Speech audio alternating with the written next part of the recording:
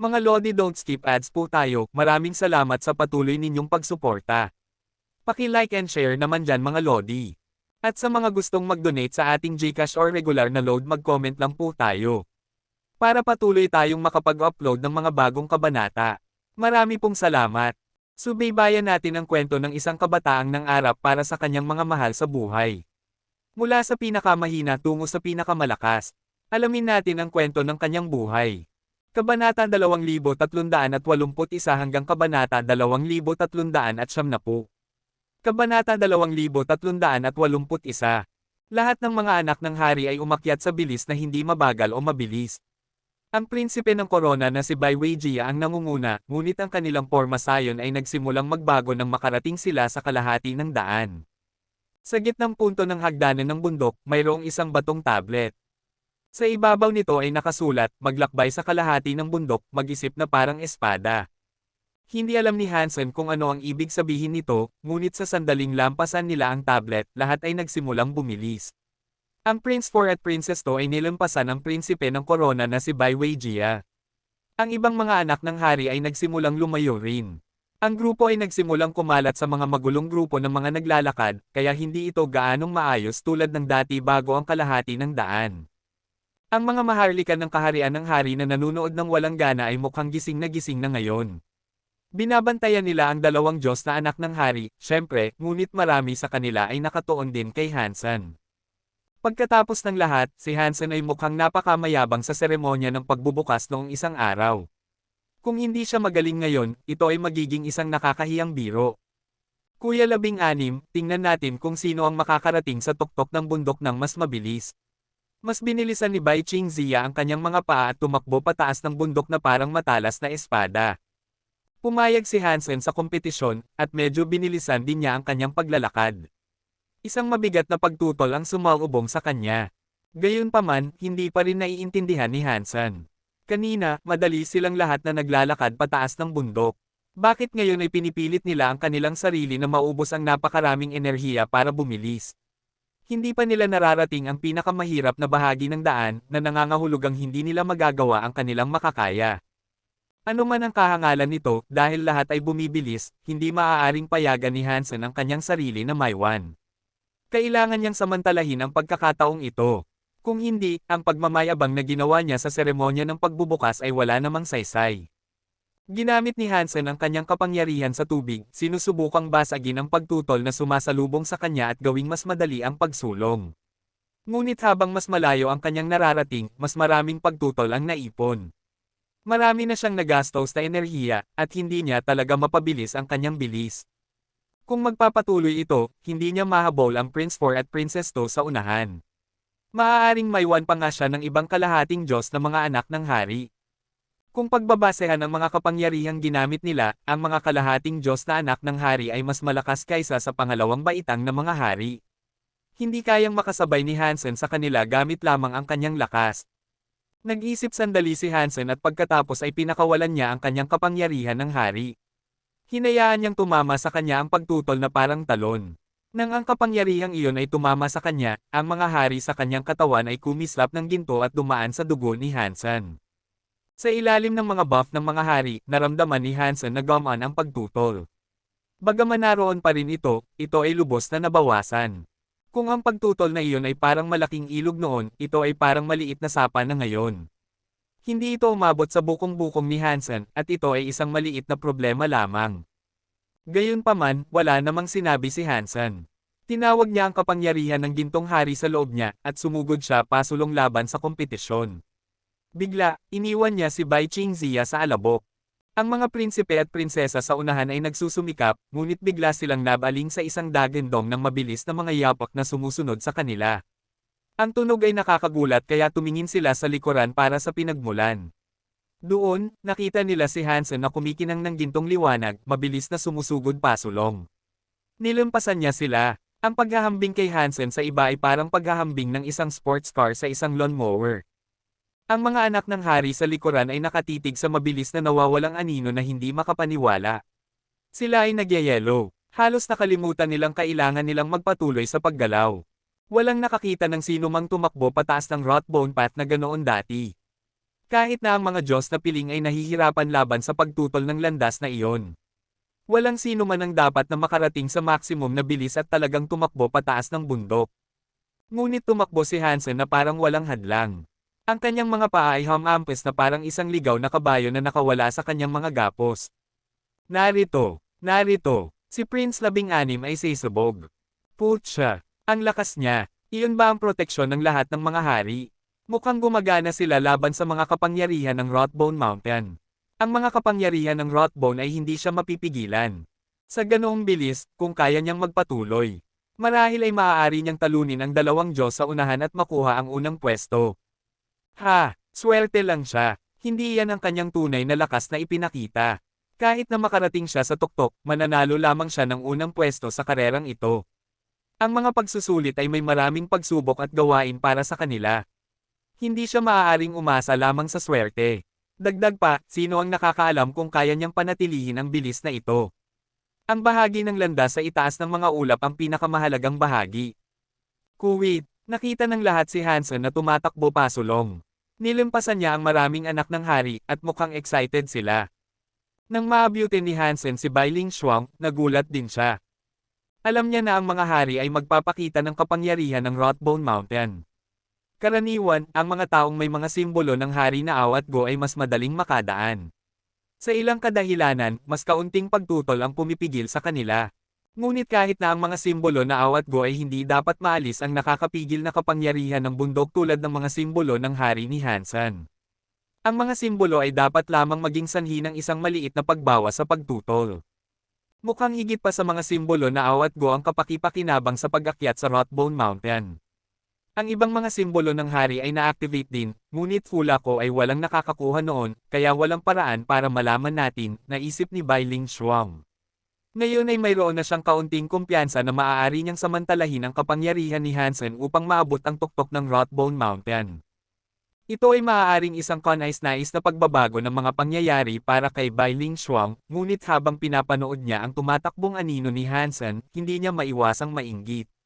Bakit siya ang nakakuha ng proteksyon ng libu-libong hari? Kung ako ang nakakuha ng proteksyon ng 1,000 hari, marahil ay ako na ang magiging bagong pinuno. Nilampasan din niya siya, nahabol na niya ang prinsipe ng korona, nasa sabik ang mga manunood. Ang katawan ni Hansen ay kumikinang ng gintong liwanag. Tumakbo siya ng napakabilis na nilampasan niya ang prinsipe ng korona. Mabilis niyang nahabol ang Prince 4 at Princess 2. Naramdaman ng Prince 4 at Princess 2 ang presyon na nagmumula sa likuran nila. Lumingon sila upang tumingin, at doon, nakita nila si Hansen na papalapit sa kanila. Dinala siya pasulong ng isang magandang gintong liwanag. Sumimangot sila at bumilis hanggat kaya nila. Gusto ni Hansen na isara ang distansya sa pagitan nila, ngunit ang pagtakbo ay hindi gaanong madali tulad ng dati. Bagaman wala siyang gaanong pagtutol na kakompetensya, ang puwersang pumipigil sa kanya ay hindi pa tuluyang nawala. Kailangan pa rin niyang magtiis ng kaunting pagtutol, kaya hindi siya makakapagpatakbo sa maximum na bilis. Nagyayelo ang mga nanonood. 3 anak ng hari ang mabilis na tumatakbo patungo sa tuktok, at isang malaking puwang ang lumitaw sa pagitan nila at ng iba. Ang lakas ng mga Diyos na piling. Hindi nahabol ni Hansen ang Prince 4 at Princess 2. Ang 3 sa kanila ay pumasok sa huling bahagi ng landas, na wala sa likod ng takip ng ulap. Walang makakapagbantay sa kanila. Si Prince 4 ang unang pumasok sa maulap na landas, kaya ang mga Diyos na piling ay mayroon pa ring kalamangan sa lakas. Ang proteksyon ng 1,000 hari ay hindi sapat. Isang buntong hininga ang narinig. Sino ang magiging panalo? Sina Haring Bai, ang kanyang reyna, at ang guro ay nakatitig sa tuktok ng Rothbone Mountain na may matinding interes. Dati, walang kaguluhan sa paghihintay sa isang taong makarating sa tuktok. Ang mga Diyos na anak ay palaging nananalo. Ngunit sa pagkakataong ito, naroon si Hansen, at ginawa nitong kawili-wili muli ang pangyayari. Kabanata 2382. Ang mabatong ibabaw ng landas sa bundok ay napalitan ng isang translucent na substansya habang ang landas ay dumaan sa mga ulap. Ang katawan ni Hansen ay nababalot sa manipis na mga layer ng ambon. Pakiramdam niya ay parang ang mga dimensyon ng espasyo ay nagbabago sa paligid niya. Gayunpaman, ang pakiramdam ay napakabanayad. At ito ay maikli, nawawala sa 1 segundo. Kumislap ang mga hari ni Hansen. Ang pag-akyat sa tuktok ay mahaba at nakakapagod, at ang mga hagdan ay paikot-ikot pataas ng bundok na parang isang malaking centipede. Nakita ni Hansen sina Prince 4 at Princess 2 na sinusubukang umakyat sa mga hagdan. Patuloy silang tumatakbo sa parehong ilang mga hakbang, hindi umaangat. Tumakbo si Hansen patungo sa tuktok at umakyat siya ng walang problema. Sinundan niya ang mga batong hagdan na umaakyat sa tuktok. Sina Prince 4 at Princess 2 ay patuloy na nagpupumiglas laban sa mga hagdan, parang isang hamster sa gulong nito. Mukhang pinigilan ako ng mga hari na mahuli sa kakaibang dimensyon na ito. Hindi interesado si Hansen na panoorin ang mga Diyos na anak ng hari na nagpupumiglas, kaya itinoon niya ang kanyang mga pagsisikap sa pagtungo sa tuktok. Ang tuktok ng bundok ay napakalawak, at kailangan itong maging kasing laki ng isang soccer field. Karamihan sa lugar ay patag din. Gayunpaman, may isang lugar na namumukod tangi sa tuktok ng bundok. Mayroong isang maliit na burol sa tuktok. Ang burol na iyon ay hindi hihigit sa 100 metro ang taas. Mukhang matalas na parang espada, at nakaturo ito sa langit. 5 salita ang nakaukit ng malalim sa tagiliran nito. Nakasulat doon, ang kapalaluan at mga buto ay ginawa. Ang pagtingin sa 5 salitang iyon ay nagdudulot ng goosebumps sa mga tao. Para bang may 1,000 espada ang hangin doon, at pupunitin kanila sa mga piraso sa wala pang 1 segundo. Isang makapangyarihang isipan ng espada. Nagulat si Hansen nang mabasa niya ang 5 salita. Hindi naman masama ang mga kasanayan ni Hansen sa espada. Bagaman hindi niya gaanong pinagtuunan ng pansin ang pagsasanay gamit ang isang talam, ang kanyang isipan ng espada ay halos kasing ganda ng isang Diyos na piling. Ngunit bago ang 5 salitang iyon, ang isipan ng espada ni Hansen ay nabasag. Hindi niya magawang ibalik ang kanyang sarili sa kanyang mga katinoan. Para bang nanginginig siya. Isang puwersang pumipigil ay tila pumipilit sa kanya mula sa itaas. Natatakot ako na ang sino mang nakaukit ng 5 salitang iyon ay dapat na hindi kapani-paniwalang bihasa sa espada. Ito ay nangangailangan ng isang hindi kapani-paniwalang antas ng talento. Sino ang nag-iwan ng 5 salitang iyon? Maraming mahusay na mandirigma ng espada ang nakakalat sa kasaysayan ng Extreme King, at marami sa mga pinuno ng Extreme King ay mga mandirigma ng espada. Kahit na maraming karaniwang tao ng Extreme King ay mga Diyos na mandirigma ng espada. Imposible hulaan kung sino ang maaaring gumawa ng ganoong bagay.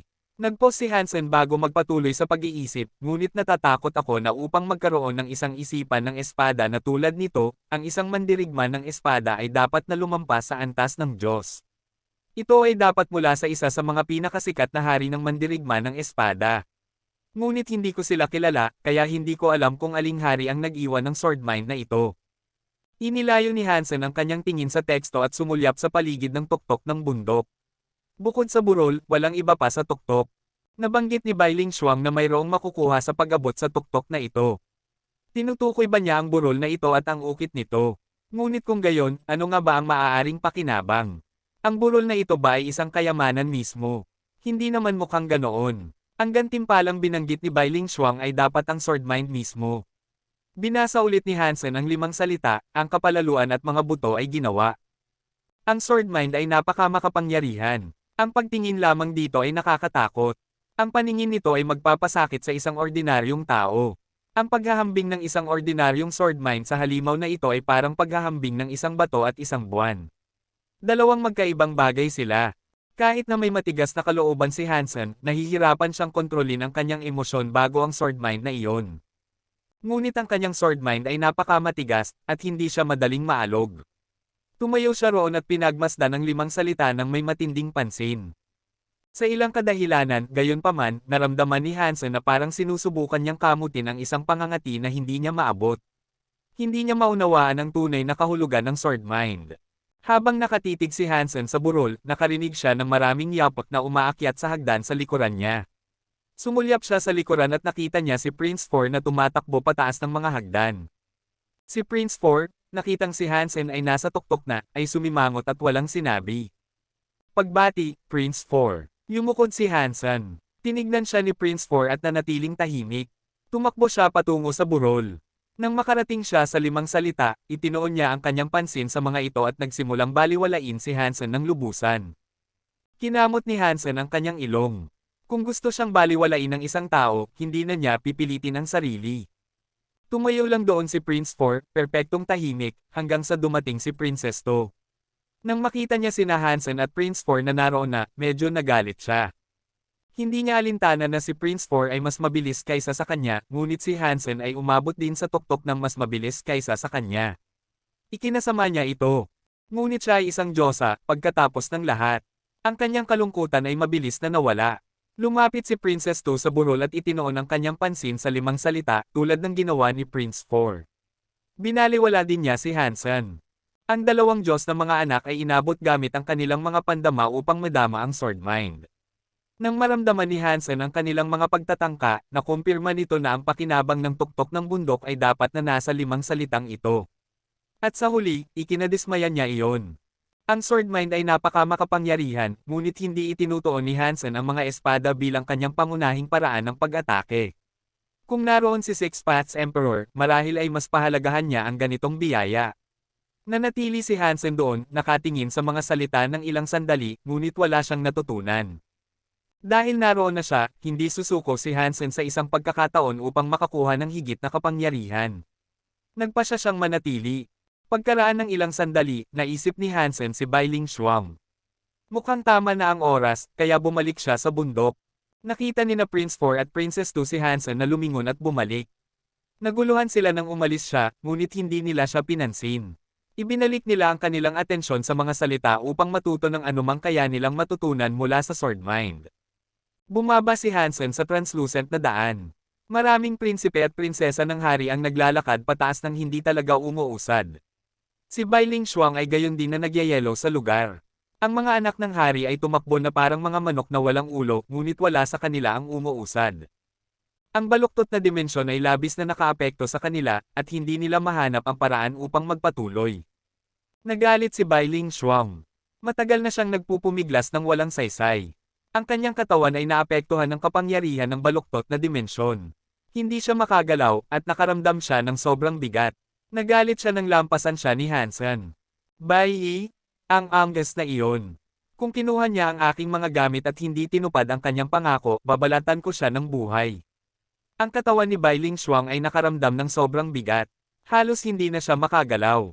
Sa bawat hakbang na kanyang ginagawa, parang buong bundok ang kanyang dinadala. Pawis na pawis siya, at ang kanyang mga damit ay matagal nang nabasa. Habang mas matagal ang pananatili ng isang tao sa translucent na landas na iyon, mas lalo silang maapektuhan ng baluktot na dimensyon. Bai, ikaw na maliit na angas. Papatayin kita. Nagsimulang mahulog si Bailing Shuang sa lupa. Kinapopootan niya siya. Ate Sampung, huli na ba ako? Isang braso ang lumitaw at nahawakan si Bailing Shuang, pinipigilan siyang mauntog sa lupa. Itinaas ni Bailing Shuang ang kanyang ulo at nakita si Hansen na nakangiti sa kanya. Kinagat niya ang kanyang labi at sinabi, bakit ka bumalik dito? Mahirap ang daang ito, at naantala ako. Umakyat na tayo ngayon, sabi ni Hansen habang tinutulungan siyang bumangon. Kabanata 2383. Nang marinig ni Bailing Shuang na sinabi ni Hansen na mahirap ang daan para sa kanya, umirap siya. Nakita niya si Hansen na naglalakad ng walang pakialam pataas ng bundok, umaakyat ng hindi man lang pinagpapawisan. Hindi siya hinihingal o namumula. Mukhang hindi naman gaanong nahirapan sa paglalakad. Gayunpaman, wala namang sinabi si Bailing Shuang. Buhat ni Hansen pataas ng bundok. Mula sa pananaw niya, mukhang iniwan na talaga ni Hansen ang hagdanan, lumalayo sa bundok at papunta sa bukas na hangin. Sa totoo lang, umaakyat pa rin sila sa hagdanan. Naisip lamang ni Bailing Shuang na naglalakad sila sa bukas na hangin dahil sa mga pagbaluktot sa dimensyon. Habang naglalakad, napansin ni Hansen si Bai Wei. Nagtatalon siya pasulong na parang ibang mga anak ng hari, walang pag-usad. Dahil huli siyang nakarating doon, ang pumipigil na kapangyarihan ay hindi gaanong kumilos sa kanya gaya ng sa iba. Ang katotohanan na mas mabilis siyang makalakad kaysa sa ibang mga bata ay hindi nakatulong, gayunpaman, dahil hindi niya mahanap ang daan. Ang pagpapatuloy sa paglalakad ay walang silbi. Ang babaeng ito ay hindi masama, at sinubukan niyang iligtas si Bauer. Tama ang kanyang puso. Bumantong hininga si Hansen. Lihim niyang ginamit ang kanyang Dangshan aura at nagpakawala ng kapangyarihan patungo sa kanya. Nagpupumigla si Bai Wei na maglakad pasulong, ngunit kahit gaano pa siya kahirap, hindi niya maiiwasan ang tila walang katapusang hagdanan. Sobrang nag-aalala na siya. Bigla, nakaramdam si Bai Wei ng isang alon ng kapangyarihan na dumaan sa mga hagdan. Kumalat ito ng marahan sa paligid niya. Ito ay, isang kakaibang pakiramdam ang dumaan sa puso ni Bai Wei. Ang mga pagbaluktot ng dimensyon ng translucent na landas ay nagtago sa mga anak ng hari sa isa't isa. Kahit na ang dalawang tao ay magkatabi, hindi nila makikita ang isa't isa. Kahit na magkahawak sila, wala itong pagkakaiba. Ngayon, isang patak ng kapangyarihan ang dumadaloy ng nakakaakit sa mga hagdan bago si Bai Wei. Tumalo ng puso ni Bai Wei, at sinundan niya ang kakaibang kapangyarihang iyon. Ang kapangyarihan ay mabilis na nawawala habang hinahabol niya ito. Pumiglas siya laban sa mga pagbaluktot sa dimensyon, sinusubukang panatilihing nakatuon ang kanyang mga mata sa gabay na patak ng enerhiya. Habang naglalakad, napansin ni Bai Wei na ang mga hagdan ay mawawala sa ilalim niya. Ang kapangyarihan ay humiwalay sa hagdanan at papunta sa langit. Kailangan niyang kumilos ng mabilis upang makasabay sa kanyang gabay, kaya kinagat ni Bai Wei ang kanyang mga ngipin at naglakad ng walang pag-aalinlangan. Ang kanyang katawan ay lumutang palayo sa bundok patungo sa bukas na hangin. Hindi naman siya nahulog. Ang kanyang mga paa ay nakatama sa isang bagay, at nagpatuloy siyang maglakad pasulong. Ngumiti si Bai Wei. Walang ibang daan na susundan, kaya hinabol niya ang kapangyarihang iyon. Kung humakbang siya sa maling lugar, mahuhulog siya pabalik sa bundok.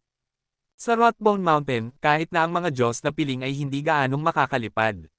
Si Bai Wei ay isang duke lamang. Kailangan ni Bai Wei na makasabay sa gabay na kapangyarihan upang manatili sa tamang landas. Patuloy niyang hinabol ang kapangyarihang iyon, tumatakbo habang naglalakad. Dinala ni Hansen si Bai Lingshuang hanggang sa tuktok. Nang makarating doon, natuklasan niya na ang isang halo ng mga prinsipe at prinsesa ay nakarating din sa tuktok. Naroon din si Bai Qingzia. Nagulat siya nang makita si Hansen na umakyat kasama si Bai Lingshuang. Ngunit binitawan na ni Hansen si Bai Lingshuang. Bukod kina Prince 4 at Princess 2, walang nakakaalam na binuhat ni Hansen si Bai Lingshuang hanggang sa tuktok. Mukhang ako ang nanalo, sabi ni Bai Qingzia, habang nakatitig kay Hansen. Naisip niyang kara-rating lang ni Hansen sa tuktok. Ganoon din ang naisip ng ibang mga prinsipe at prinsesa.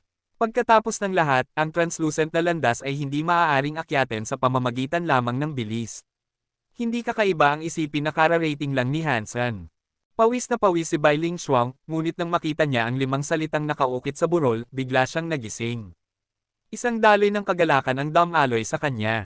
Wala siyang hari na auogo, kaya ang pag-akyat sa translucent na landas ay magiging napakahirap para sa kanya. Ngunit si Bai Qingzia ay may salitang aw, kaya mas madali para sa kanya na makarating sa tuktok. Ang pisikal na lakas ay hindi gaanong mahalaga sa paligsahang ito. Ito ba ang proud bone sword mind mula kay baliw na espada? Tumingin si Bai Lingshuang sa 5 salita, ang kapalaluan at mga buto ay ginawa. Mukhang masaya siya habang bumubulong sa sarili. Nalilito si Hansen. Hindi pa niya narinig ang isang hari na tinatawag na baliw na espada. Mayroong ilang mga espada ng Diyos at maging mga banal na espada, ngunit ang isang titulong tulad ng baliw na espada ay hindi mukhang karapat-dapat sa isang hari. Sinundan ni Bai Qingzia ang sinabi ni Bai Lingshuang. Ang baliw na espada ay ipinanganak na Pailei. Wala siyang katawan ng hari, kaya siya ay inapi ng husto. Ngunit sa huli, ginamit niya ang kanyang espada upang maging Diyos. Maaaring wala siyang katawan ng hari, ngunit nanag siya sa marami sa Extreme King. Kahit na ang mga Diyos na piling na may makapangyarihang katawan ng hari ay natalo sa kanyang espada. Hindi siya isang pinuno ng ating mga tao, ngunit maaari siyang ituring na isang hari na walang korona sa gitna ng Extreme King. Ang ating lahi ay may maraming mandirigma ng espada sa kanyang panahon, ngunit wala nang kasing karapat-dapat sa paggalang gaya ng baliw na espada. Nag-isip si Hansen. Hindi ko alam na ang Extreme King ay may ganoong lakas sa kanila. Bakit hindi ko pa narinig ito hanggang ngayon? Kakatapos lang magsalita ni Bai Qingzia ng isang prinsesa, na hindi kalayuan, ay tumingin sa kanya ng may paghamak. Ang kapangyarihan ng baliw na espada ay walang halaga. Walang pagpupuri ang makakapag-alis ng dumi. Hindi siya karapat-dapat sa paghanga. Sumimangot sina Bai Qingzia at Bai Lingshuang sa prinsesa. Matapos makita ang kanilang mga mukha, tumalikod siya. Iniiwasan nilang makipag-ugnayan sa kanya. Hindi rin interesado si Hansen sa prinsesang iyon. Gusto niyang malaman ang kwento ng baliw na espada. Maliwanag, ang baliw na espada ay dapat na ibang-iba sa karamihan ng Extreme King. Kahit na ang kanyang titulo ay parang ipinagbabawal sa kanila. Kung si Hansen ay si Bai talaga, alam niya ang tungkol kay baliw na espada. Ngunit hindi siya si Bai, kaya hindi niya lang basta matatanong. Habang nag-uusap sila, may isa pang lumapit. Si Bai Wei iyon. Basang-basa siya ng pawis matapos sa wakas ay makarating sa tuktok.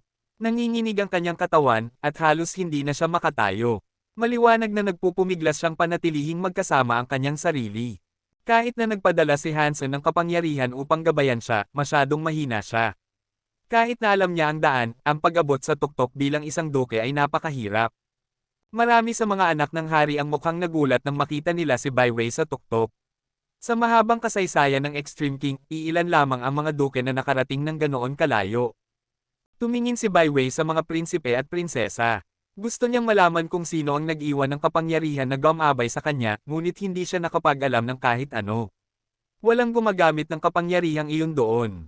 Ngunit nang tumingin siya kay Hansen, ang kanyang kalooban ay naging galit. Bahagyang umungol siya habang nakatitig sa kanya. Galit pa rin siya dahil kinain ni Bai Yi si Hansen. Hindi niya naisip na ang kapangyarihan ay kanya. Tumingin si Bai Wei sa paligid, ngunit hindi pa rin niya masabi kung alin sa kanila ang nag-iwan ng kapangyarihan para sa kanya. Lubos siyang nagpapasalamat, gayunpaman. At pumunta siya sa burol upang tingnan ang 5 salitang nakaukit doon. Sina Bai Lingshuang at ang iba pa ay nasa parehong kalagayan. Ang paglalakad ay isang pagsubok. Ang proud bone sword mind ni baliw na espada ay napakakapakipakinabang. Kahit na hindi sila mga tagahanga ng lalaki mismo, pinagnanasaan pa rin nila ang kanyang sword mind. Naghanap ng upuan si Hansen. Gusto niyang panoorin ang sword mind mula sa pinaka-komportableng posisyon, ngunit kaunti lang ang magagawa niya bukod doon. Hindi naman kulang si Hansen sa talento o hindi sapat ang pagsasanay, ang sword mind ay salungat lamang sa sword mind ni Hansen. Ang dalawa ay magkasalungat, walang pagkakatulad o pagkakatugma sa pagitan nila. Habang mas malakas ang kalooban ni Hansen, mas mahihirapan siyang maunawaan ang proud bone sword mind. Kabanata 2384. Ang bawat isa ay may natatanging personalidad. Kahit na ang dalawang tao ay nagsasanay ng parehong kasanayan sa espada, ang kanilang mga isipan ng espada ay bubuo batay sa kanilang mga individualidad. Sa kabila ng pagsisimula mula sa parehong base, ang mga nagre-resultang isipan ng espada ay maaaring magkaiba. Si Hansen ay may ibang personalidad kaysa sa taong lumikha ng proud bone sword mind. Dahil sila ay magkaiba, mayroong isang malaking agwat sa pagitan ng kanilang mga isipan ng espada. Nahihirapan si Hansen na maunawaan ang proud bone sword mind. Ang parehong pangalan na baliw na espada at proud bone ay napaka-representasyon ng karakter ng lalaki. Siya ay isang napakamapagmataas at napakaligaw na tao. Nilalapitan niya ang mga problema at nagmumungkahi ng mga solusyon sa ibang paraan kaysa kay Hansen. Ang isipan ng espada ni Hansen ay batay sa tibay. Ano man ang gawain na gagawin ni Hansen, maging ito man ay napakahalaga o napakaliit, tinatapos niya ang sinimulan niya. Ang kanyang determinasyon ay patuloy na nagdadala sa kanya pasulong, ngunit kung minsan ay napakatutok siya sa kanyang mga layunin na maaari niyang makaligtaan ang mga tanawin sa daan. Hanggat maaabot ni Hansen ang kanyang layunin, handa siyang sundan ang anumang landas na magdadala sa kanya doon sa huli. Ang aspetong ito ng kanyang karakter ay kung minsan ay nagpaparamdam sa kanya na tamad at walang pakialam. Mukhang madali siyang magpalit ng plano na parang okay lang sa kanya ang lahat at walang gaanong mahalaga sa kanya. Ngunit sa totoo lang, hindi kailanman umalis si Hansen sa kanyang tunay na layunin, handa lang siyang baguhin ang kanyang mga plano ng maraming beses hanggat kinakailangan upang makamit ang layuning iyon. Si Hansen, na mukhang isang casual na individual, ay mas matigas ang ulo kaysa sa karamihan. Ngunit ang mga bagay na matigas ang ulo niyang hinahabol ay napakalayo sa hinaharap na hindi ito nakikita ng ibang tao. Iyon ang dahilan kung bakit naisip ng iba na wala siyang gaanong pakialam sa mga bagay sa paligid niya. Iba si baliw na espada. Si baliw na espada ay hindi nahuhumaling sa isang layunin, mas mahalaga sa kanya ang karanasan ng paglalakbay mismo.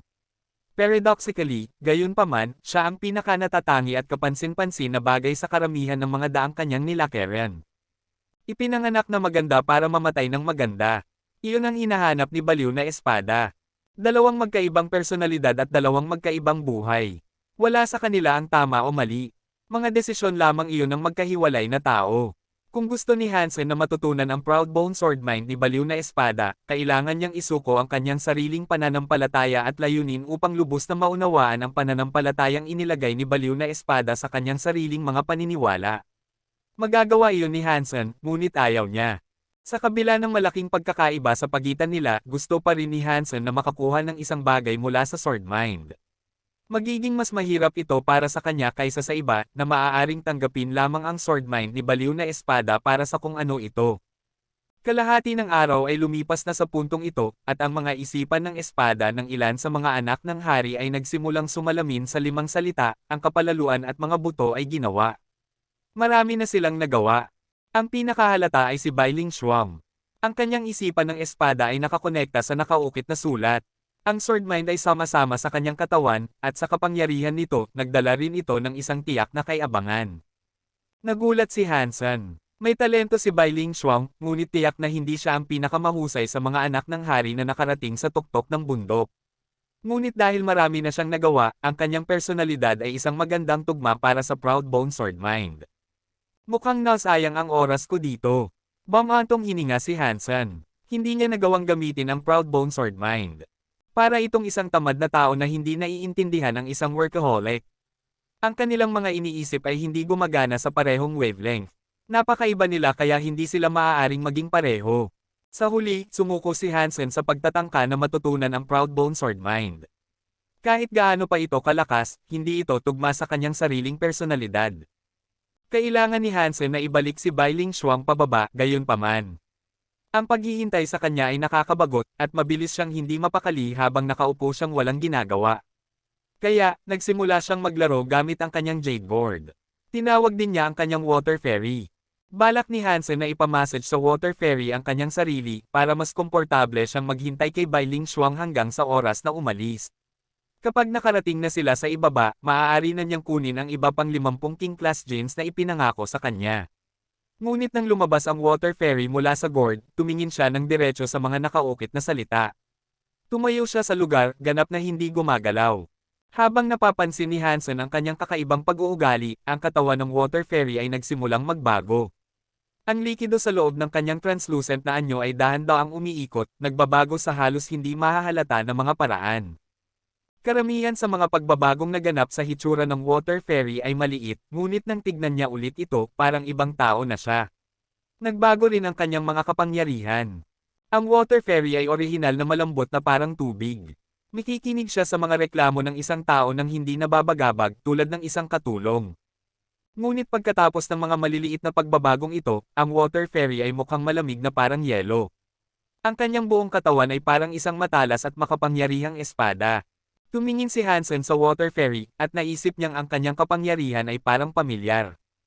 Ang kapalaluan at mga buto ay ginawa, bulong ni Hansen sa sarili. Natanto niya kung bakit ito pamilyar dahil ang bagong kapangyarihan ng water fairy ay nagpapaalala sa kanya sa limang salitang nakaukit sa burol. Ang Proud Bone Sword Mind ay tila nagmumula sa kanyang anyo. Ano ang nangyayari? Tanong ni Hansen na may kasiyahang pagkamangha. Sa lahat ng oras na lumipas mula nang unang matuklasan niya ang water fairy, hindi pa naunawaan ni Hansen kung ano ang magagawa ng water fairy. Karaniwan niyang ginagamit ito bilang isang katulong, ngunit ngayon, tila may kapangyarihan ito na lampas sa kanyang imahinasyon. Nagpatuloy ang mga pagbabago ng water fairy. Habang mas hindi halata ang mga pagbabago, mas nagbabago ang kanyang mga kapangyarihan. At hindi nagtagal, nang tignan ni Hansen ang water fairy, naging personifikasyon na siya ng mga salita, ang kapalaluan at mga buto ay ginawa. Mukhang eksakto siyang tulad ng tunay na Proud Bone Sword Mind. Kapansin-pansin. Sa kabutihang palad, nakaupo si Hansen sa likuran ng karamihan sa mga anak ng hari, at napakatutok nila sa pag-aaral ng sword mind kaya hindi nila siya pinapansin. Kung nakita ng alinman sa kanila ang water fairy na dumadaan sa mga pagbabagong iyon, magugulat sila. Ang sword mind ay isang bagay na madarama lamang, hindi may kikatawan. Hindi ito tulad ng isang geno art o isang piraso ng siyentipikong kaalaman na maaaring isulat bilang mga salita. Hindi man lang ito maaaring iguhit o kumuha ng litrato. Isang sensasyon iyon na dapat maramdaman sa loob ng sarili. Hindi ito maaaring kopyahin gamit ang anumang uri ng kasangkapan. Ngunit ang water fairy ay gumawa ng imposible, kinopya niya ang mga salita upang katawinin ang Proud Bone Sword Mind. Kung nakakita ang isang Diyos na piling ng kanyang ginawa, magiging pareho ang kanilang reaksyon kay Hansen. Pagkaraan ng ilang sandali, natapos ang mga pagbabago sa loob ng water fairy. Ang kanyang kapangyarihan at sword mind ay ganap na nagbago sa Proud Bone Sword Mind. Perpekto! Perpekto! Puri ni Hansen. Kinopya ng water fairy ang kapangyarihang iyon na parang isang manloloko. Hindi pa narinig ni Hansen ang anumang ibang kayamanan na makakagawa ng ganoong bagay. Habang iniisip ni Hansen kung gaano siya kaswerte na magkaroon ng jade board at water fairy, biglang lumipat ang water fairy kay Hansen. Inilagay niya ang kanyang mga kamay sa dibdib ni Hansen at biglang pinagsama ang kanyang katawan ng tubig sa kanya. Ano ito? Nagtaka si Hansen. Pagkatapos, isang dayuhang swordmind ang biglang dumaloy sa kanyang katawan. Agad niya itong nakilala, ito ang Proudbone Swordmind. Natanto ni Hansen kung ano ang nangyari. Hindi lang kinokopya ng Water Fairy ang isipan. Maaari nitong kunin ang isipan at ibigay ito sa may-ari ng Jade Board. Pagkatapos, mararamdaman ng may-ari ng Jade Board ang Swordmind sa kanyang sariling katawan. Ang Swordmind ay maaaring hindi tugma sa kanya, ngunit ngayon ay nasa loob na ito ng kanyang isipan, nasa ilalim ng kanyang kontrol. Sa halip na makita lamang ang dayuhang Swordmind, ngayon ay mararanasan niya ang bawat aspeto nito. Walang mas magandang paraan upang matuto kaysa sa karanasan. Mas mabuti ang paglalakbay kaysa sa pag-aaral. Maaaring kunin ng Water Fairy ang isang abstract na ideya at gawin itong totoo at nasa salat. Hindi ko naisip na ang kayamanan ng Alpha ay magiging ganito kalakas. Halos masyadong makapangyarihan, naisip ni Hansen habang isang malawak na ngiti ang kumalat sa kanyang bibig. Kabanata 2385. Isang isipan ng espada ang umaagos mula sa katawan ni Hansen, ngunit hindi iyon kakaiba. Lahat ng nasa tuktok ng bundok ay nag-aaral ng Proudbone Swordmind, kaya lahat ng mga anak ng hari ay naglalabas ng kapangyarihan ng kanilang mga isipan ng espada sa isang antas. Ngunit ang isipan ng espada ni Hansen ay iba. Hindi siya nag-aaral ng isang isipan ng espada, sa halip, direkta niyang kinopya ang Proudbone Swordmind at pinakawalan ito sa kanyang sarili. Ang Swordmind na iyon ay dumampi sa lahat ng nasa tuktok ng bundok. Umabot ito sa ibang mga anak ng hari na parang kumot, pinipigilan ang kanilang mga isipan ng espada. Kahit na ang mga isipan ng espada ng mga Diyos na sina Prince 4 at Princess 2 ay nagsimulang mahirapan sa ilalim ng hindi kapani-paniwalang presyon na ibinigay ng Swordmind ni Hansen. Sa lahat ng mga isipan ng espada na kasalukuyang aktibo sa tuktok ng Rothbone Mountain, tanging kay Hansen lamang ang konektado sa 5 salita, ang kapalaluan at mga buto ay ginawa. Ang isipan ni Hansen at ang kapangyarihan ng mga salita ay nagbanggaan na parang dalawang sinaunang espada na nakikipaglaban, at ang ibang mga isipan ng espada sa tuktok ng bundok ay nawala sa background kung ikukumpara. Paano, nang itim ang mga mukha ng mga anak ng hari? Kahit sina Prince 4 at Princess 2 ay tila nagulat sa kanilang nakikita. Lumingon sila upang tumingin sa likuran nila kay Hansen na hindi makapaniwala. Nanlaki ang mga mata ni Bai Ling Shuang na parang nakakita lang siya ng multo. Kinagat ni Bai Wei ang kanyang mga labi at walang sinabi. Mabilis na nagbago ang emosyon sa kanyang mukha. Ang Swordmind na nagmumula sa katawan ni Hansen ay maaaring lumaban sa makapangyarihang mga salitang nakaukit sa burol. Kahit ang mga Diyos na piling ay hindi makakagawa ng ganoong bagay. Dahil sumabog ang kapangyarihan ng Swordmind ni Hansen, ang Swordmind ng 5 salita ay tumaas na may pagmamalaki laban dito. Umiikot ito ng may kapangyarihan na parang bagyo, dumadaan sa lahat ng bagay na naroon. Ang Swordmind ni Hansen ay kinopya mula sa mga salita, ang kapalaluan at mga buto ay ginawa. Dahil pareho ang dalawang kapangyarihan, ganap silang na-activate sa presensya ng isa't isa, tulad ng dalawang magnet na may parehong polarity na nagtutulakan sa isa't isa. Para bang nakikipaglaban si Hansen sa kanyang sariling refleksyon. Sa kabutihang palad, sa kasong ito, ang labanan ay karamihan ay nasa mga Swordmind na naroon. Hindi ito talaga nakapipinsala, ngunit kahit na gayon, ang grupo ng mga anak ng hari ay nasangkot.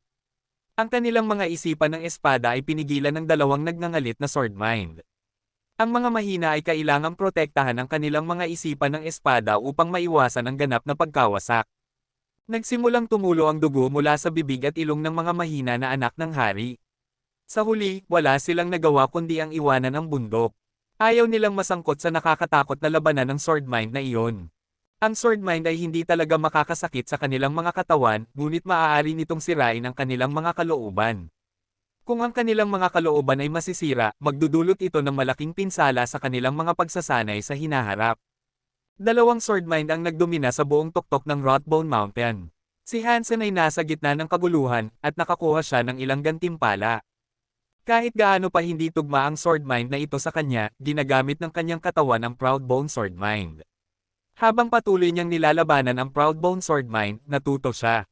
Napakaganda naman nito. Napakaganda. Puri ni Hansen. Kinopya ng Water Fairy ang kapangyarihang iyon na parang isang manloloko. Hindi pa narinig ni Hansen ang anumang ibang kayamanan na makakagawa ng ganoong bagay. Habang iniisip ni Hansen kung gaano siya kaswerte na magkaroon ng Jade Board at Water Fairy, biglang lumipat ang Water Fairy kay Hansen. Inilagay niya ang kanyang mga kamay sa dibdib ni Hansen at biglang pinagsama ang kanyang katawan ng tubig sa kanya. Ano ito? Nagtaka si Hansen. Pagkatapos, isang dayuhang sword mind ang biglang dumaloy sa kanyang katawan. Agad niya itong nakilala, ito ang Proudbone Sword Mind. Natanto ni Hansen kung ano ang nangyari. Hindi lang kinokopya ng Water Fairy ang isipan. Maaari nitong kunin ang isipan at ibigay ito sa may-ari ng Jade Board. Pagkatapos, mararamdaman ng may-ari ng Jade Board ang Sword Mind sa kanyang sariling katawan. Ang Sword Mind ay maaaring hindi tugma sa kanya, ngunit ngayon ay nasa loob na ito ng kanyang isipan, nasa ilalim ng kanyang kontrol. Sa halip na makita lamang ang dayuhang Sword Mind, ngayon ay mararanasan niya ang bawat aspeto nito. Walang mas magandang paraan upang matuto kaysa sa karanasan. Mas mabuti ang paglalakbay kaysa sa pag-aaral.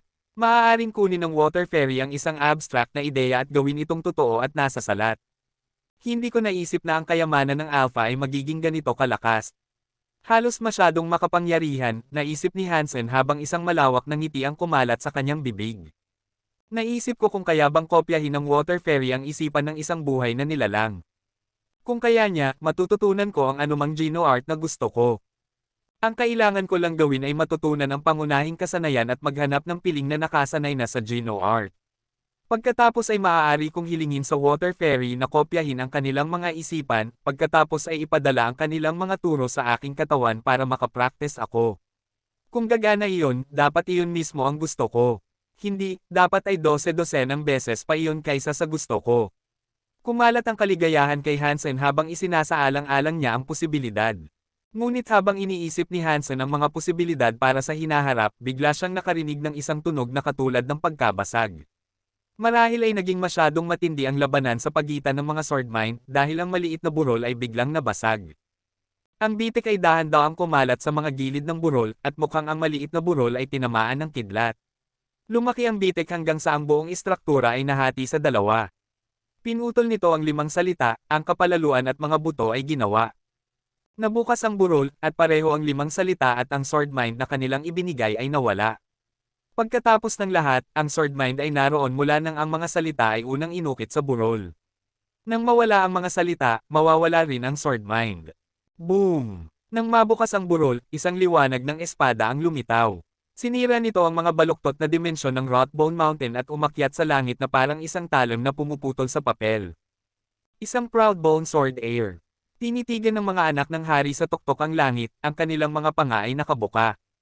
Lahat ng Extreme King ay nakatingin sa Rothbone Mountain.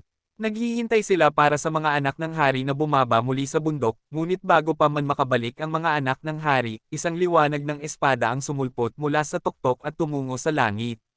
Nagulat sila sa tanawin, at hindi nila masyadong sigurado kung ano ang nangyayari. Ang Proudbone Sword Heir. Nagbago ang mukha ni Haring Bai. Kumaway siya ng kanyang kamay, at isang napakalaking kapangyarihan ang umagos mula sa kanya at humubog sa sarili nitong isang hindi maisip na malaking kamay. Halos sapat na ito upang protektahan ang buong sistema, at sumugod ito patungo sa liwanag ng espada. Dahil ang liwanag ng espada ay sumire sa baluktot na dimensyon ng Rothbone Mountain, ang mga nasa loob ay makakakita na ngayon sa labas at vice versa. Nakita ni Hansen ang isang malaking kamay na bumababa patungo sa kanila. Ang mga planeta ay hindi hihigit sa mga alikabok kung ikukumpara sa kamay na iyon. Para bang maaari nitong hawakan at durugin ang mga bituin mismo. Ang liwanag ng espada ay patuloy na tumataas, patungo sa napakalaking kamay na iyon. Hindi ito lumihis sa kurso nito, at hindi ito nagpakita ng palatandaan ng pag-urong.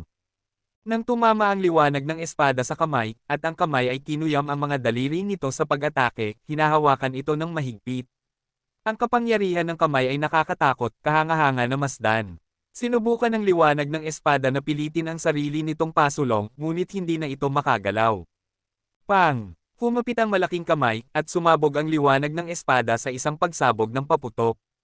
Ang mga nabasag na liwanag ay naging isang ulan ng mga bituin na dumaan sa kalangitan ng kaharian ng hari. Umuulan ito sa lahat ng mga planeta ng kaharian ng hari. Hindi tubig ang ulan, gayunpaman. Ang bawat patak ay gawa sa kumikinang na liwanag ng espada. Pinanood ni Hansen ang pag-ulan ng liwanag ng espada, at napansin niya na nasa lahat ng dako ito. Nang ang mga liwanag ng espada ay tumama sa lupa, hindi ito nakapipinsala.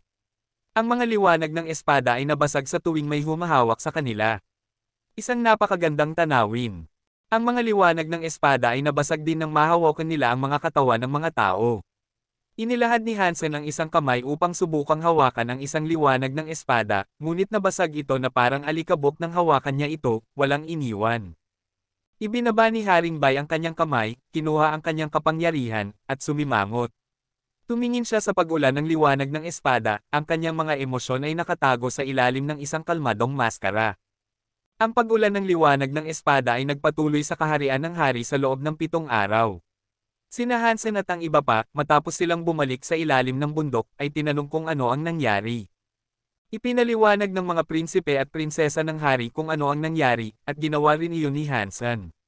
Ngunit sinabi niya na naunawaan niya lamang ang ilan sa Proudbone Swordmind. Ayaw niyang ipaliwanag na nakipaglaban siya sa 5 salita sa burol. Sinabi niya na biglang sumabog ang burol, at iyon na iyon. Hindi rin niya binanggit ang anumang bagay tungkol sa Jade Board o sa Water Fairy. Sa kabila ng nangyari, ang ilang mga tao ay hindi naniniwala na kayang sanayin ni Hansen ang isang swordmind sa antas na kanilang nasaksihan. Nang tanungin, inactivate ni Hansen ang Proudbone Swordmind. Kahit si Haring Bai ay nagulat nang makita ito. Hindi naunawaan ni Hansen kung ano ang liwanag ng espada, ngunit hindi ito ipinaliwanag ni Haring Bai sa kanya. Sinabi lang niya kay Hansen na maaari na siyang umuwi. Si Bai ay sikat na ngayon. Nagawa niyang matutunan ang Proudbone Swordmind sa isang napakataas na antas sa isang maikling panahon. Alam ng lahat sa kaharian ng hari ang pangalang Bai, at alam nila na siya ay isang henyo. Ngunit naiinis si Hansen sa katotohanang hiniram lang niya ang kapangyarihan ng Jade Board. Magagamit niya lamang ang isang swordmind na tulad yun kapag ang Water Fairy ang nagmamay-ari sa kanya. Kung wala ang Water Fairy, ang kanyang swordmind ay babalik sa ordinaryong antas nito. Gayunpaman, hindi naman ito masama. Ang pagkalunod sa makapangyarihang swordmind na iyon ay maaaring higit pang mapaunlad ang personal na pag-unlad ni Hansen. Nagpatuloy ang pag-ulan ng liwanag ng espada, kaya pansamantalang ipinagpaliban ang mga pagsusulit. Dahil dito, sinamantala ni Hansen ang pagkakataon upang tipunin sina Bauer at ang iba pa upang silang lahat ay makabalik sa Planet Water Zone. Kabanata 2386. Napakausisa ni Hansen tungkol sa ulan ng liwanag ng espada. Bagaman sinabi ng mga tao na sinira ni Haring Bai ang liwanag ng espada, hindi naisip ni Hansen na ang katotohanan ng nangyari ay ganoon lang kasimple. Tinawag ni Hansen ang Siren Virgin para masuri niya ang ulan ng liwanag ng espada. Sinabihan din niya ito tungkol sa liwanag ng espada na lumitaw sa tuktok ng Rothbone Mountain. Hindi niya ibinunyag na siya ang Sumire sa burol sa tuktok ng bundok. Nang marinig ng Siren Virgin ang kanyang sinabi, nagulat ito. Tahimik itong lumingon upang pagmasdan ang ulan ng liwanag ng espada. Alam mo ba kung ano ang liwanag ng espada na ito? Tanong ni Hansen na may kunot noo. Tahimik ang Siren Virgin sa loob ng mahaba at mapag-isip na minuto. Pagkatapos ay lumingon ito sa kanya at sinabi, baliw na espada. Sa loob ng mahabang panahon, kahit ang pakikipag-usap tungkol sa kanya ay itinuturing na ipinagbabawal sa mga Extreme King. Hindi siya isa sa mga maharlika ng Extreme King, at wala pa siyang katawan ng hari.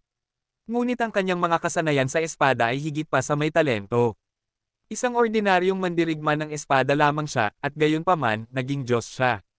Tinalo niya ang hindi mabilang na piling ng Extreme King. Alam ko iyon, sabi ni Hansen. Naisip mo na ba kung bakit ang isang nakakatakot na piling na tulad nito ay hindi talaga naging sikat sa labas ng Extreme King? Tanong ng Siren Virgin. Naisip ko na iyon, at sa tingin ko ay kakaiba. Wala itong gaanong saysay. Ang hula ko ay ikinulong siya ng Extreme King dito. Hindi siya kailanman pinayagang lumampas sa mga hangganan ng teritoryo ng Extreme King, sabi ni Hansen. Umiling ang Siren Virgin. Hula mo ang kalahati nito ng tama. Hindi kailanman umalis si baliw na espada sa Extreme King. Sa totoo lang, sikat siya sa mga lahi sa labas, ngunit kilala siya sa ibang pangalan. Ang ibig mong sabihin ay gumamit si baliw na espada ng alias sa kanyang mga pagsasamantala sa buong universo. Bakit niya gagawin iyon? Tanong ni Hansen na may pag-usisa. Umiling ang Siren Virgin. Hindi ko alam. Sinisiyasat ko si baliw na espada, ngunit nalaman ko lang na gumawa siya ng isang bagay na nagparamdam sa Extreme King na kamuhian siya. Maraming tao sa Extreme King ang lubos na ayaw sa kanya. Pagkatapos noon, tiningnan ng Siren Virgin ang ulan ng liwanag ng espada na parang nakatingin sa dagat. Sinabi nito, kung tama ako, posible na hindi pa ganap na patay si baliw na espada. Ang ulan ng liwanag ng espada na ito ay maaaring magmungkahi na siya ay maaaring muling ipanganak. Ang ibig mong sabihin ay nakulong si baliw na espada sa batong, ang kapalaluan at mga buto ay ginawa. Ang liwanag ng espada ay si baliw na espada mismo. Tanong ni Hansen, itinaas ang isang kilay. Marahil ay ang kanyang kalooban lamang. Taya ko ay may matinding sakit ng ulo si Haring Bai ngayon. Kung ang lalaking iyon ay muling ipanganak, ang Extreme King ay mahuhulog sa kaguluhan. Maganda iyon. Habang mas maraming kaguluhan, mas maraming pakinabang ang maaani mo at ako, sabi ng Siren Virgin. Nagtapos ito ng isang tawa. Kung iniwan lamang ni baliw na espada ang kanyang kalooban, maaaring nagpasya siyang tumakas sa rehiyon ng tuluyan nang makalaya siya. Hindi iyon magdudulot ng malaking pagyanig sa lipunan ng Extreme King, sabi ni Hansen, hindi sumasang-ayon sa Siren Virgin. Umiling ang Siren Virgin. Bakit siya tatakas? Ngayon, dito sa kaharian ng Extreme King, ang liwanag ng espada ay nasa lahat ng dako. Ang kailangan lang niyang gawin ay kumapit sa isang nilalang dito at sakupin ito. Ang anumang pagsisikap na gawin ng Extreme King upang hanapin siya ay marahil ay magiging imposible. Hindi na niya kailangang tumakas. Nang marinig ang sinabi ng Siren Virgin, naramdaman ni Hansen na tumalon ang kanyang puso. Pagkaraan ng mahabang sandali, tinanong niya, maaaring hanapin ako ni baliw na espada. Maraming tao sa Extreme King. Hindi kailangan ni baliw na espada ng isang taong may talento, kaya walang dahilan para habulin niya ang isang prinsipe. Masyado kang nag-iisip, sabi ng Siren Virgin. Sa kabila ng kanyang katiyakan, hindi nakaramdam ng ligtas si Hansen. Ikinabahala niya ito ng husto. Sa kabutihang palad, nang tumigil ang ulan ng liwanag ng espada, walang kakaibang nangyari sa Planet Water Zone. Gayunpaman, paranoid si Hansen sa tagal ng ulan. Dahil sa ulan ng liwanag ng espada, ang susunod na bahagi ng pagsusulit ay naantala ng 7 araw. Ang sigasig para sa pangyayari ay dahan-daang nawala. Marahil ay dahil sa insidente ng ulan ng liwanag ng espada, ngunit ang mga supervisor ng Extreme King ay hindi gaanong nakatuon sa mga pagsusulit. At bagaman tumigil na ang ulan ng liwanag ng espada, ang mga pagsusulit ay nanatiling ipinagpaliban. Ang buong kapaligiran ng kaharian ng hari ay tense. Ang kaharian ay inilagay sa lockdown, at kahit ang Planet Water Zone ni Hansen ay sinisiyasat ng maraming iba't ibang departamento.